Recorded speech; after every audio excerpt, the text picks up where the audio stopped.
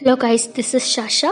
இன்றைக்கி பார்க்க போகிற பாட்டி வைத்தியம் வந்து எனக்கு அடிக்கடி விக்கல் வருது, அது எப்படி ஸ்டாப் பண்ணணும்னு தெரியல அப்படின்றவங்களுக்கு இதை ட்ரை பண்ணலாம். நீங்கள் விரலி மஞ்சள் எடுத்துக்கோங்க.